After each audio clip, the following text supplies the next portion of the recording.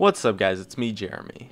Knowing how to teamfight and understanding what's going on is quite obviously an extremely important part of the game, and by understanding all of the mechanics and things that take place, you can gain a much higher level understanding of the way teamfights work and have a huge leg up in your games. Let's get started.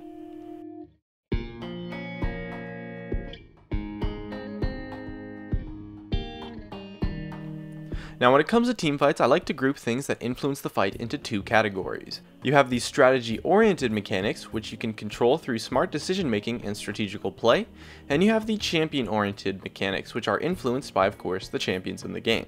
Overall, there's quite a few mechanics and it can be kind of complex, so let's go over each one and give you a general understanding of all of them.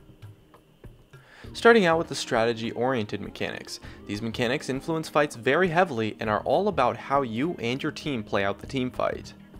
The first one being the initiation. Initiations set up positioning for a fight and influence it really heavily. A poor initiation will lead to poor positioning, and it's why a large amount of fights are decided by them.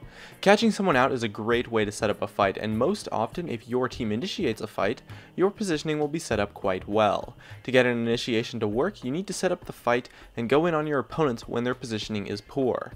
In addition, a good initiation can often lead to a lot of picks and a one-sided fight. Initiations get countered by disengage, as well as being vulnerable to re-engages depending on how well your attempt was. Re-engages can happen if your initiation failed and caused an extended chase on the opponents who have good positioning, so make sure you initiate in a way that causes your opponents to have poor positioning as a whole, which leads me into my next mechanic, positioning. Decided by the initiation, positioning in a fight is really important since it determines whether or not kiting will be possible. If you have poor positioning, you will fall prey to your opponents and die very quickly, without having an opportunity to kite.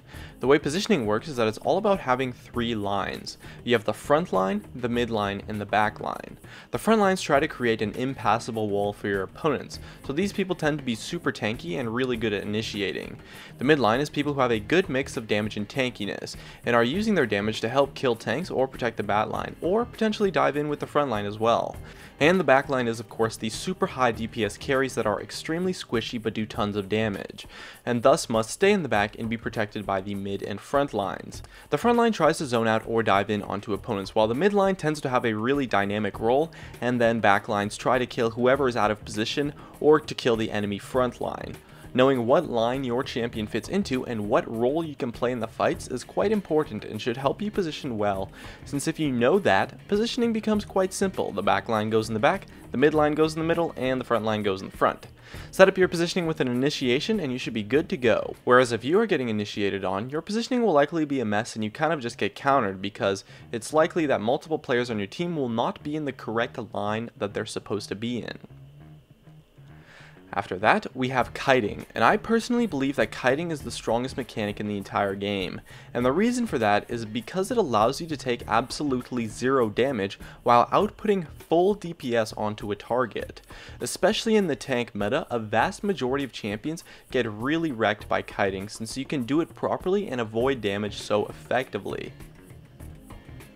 Kiting a team is quite easy to execute. You just need to crowd control the targets diving into your backline, and if your team works together, it's not too hard to pull off, especially since players tend to dive in on backlines a lot harder than they actually should.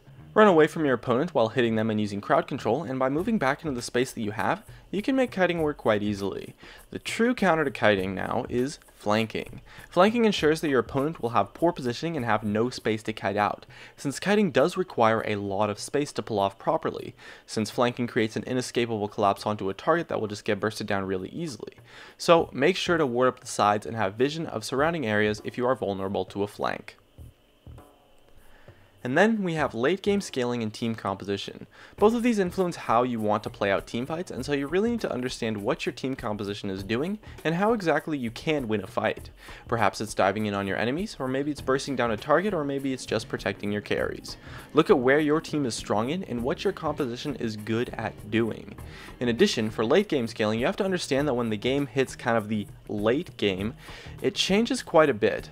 The fights become not so much about bursting and diving in, but rather kiting and protecting your carries once it hits the late game. The fight dynamic changes a lot since carries become way more powerful, and so it's important to consider the state of the game when going in for fights, as if you have reached the late game where the carries are strong, playing around them becomes extremely important. Next up, we have the champion-based mechanics, which are influenced by what your champions can do and often play a huge role in the strategy-oriented mechanics. First off, we have burst damage. This ties in with initiations and flanks quite a lot, since burst damage can lead to a lot of picks and is really good at just one-shotting targets. It gets countered by utility items such as a Banshee's Veil and Zhonya's, as well as standard defensive items to at least some extent. When you're playing with or against burst damage champions, it's important to understand the potential that those champions have to really dictate a fight by one-shotting someone. Be very wary of the power that they can create, as they will look for quite a bit of plays and can really punish poor positioning quickly and effectively. If you can outplay the burst defensively somehow, or can deny opportunities for burst onto a squishy target from your opponents, those champions become a lot weaker and won't have as big of an impact, since they won't be able to get their burst damage off. Next, we have sustained damage, which gets countered generally by raw tank items. Sustained damage is really powerful when you can back it up with kiting, since effective kiting will let a sustained damage champion get off an extremely large amount of damage as the fight goes on.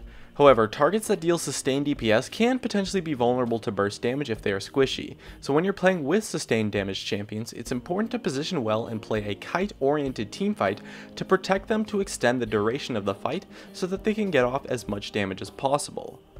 Sustained damage relies on having good positioning quite a lot, so it's important to set that up when playing with sustained damage champions. And then after that, we have crowd control, which really affects kiting. There's two types of crowd control: hard CC, which completely disables a champion like stuns, knockups, taunts, etc., and soft crowd control, which only really hinders a champion, which is mainly just slows. Both are really great for kiting, and if your team lacks crowd control, kiting will be quite difficult and you will need to find other options for your team to take in teamfights.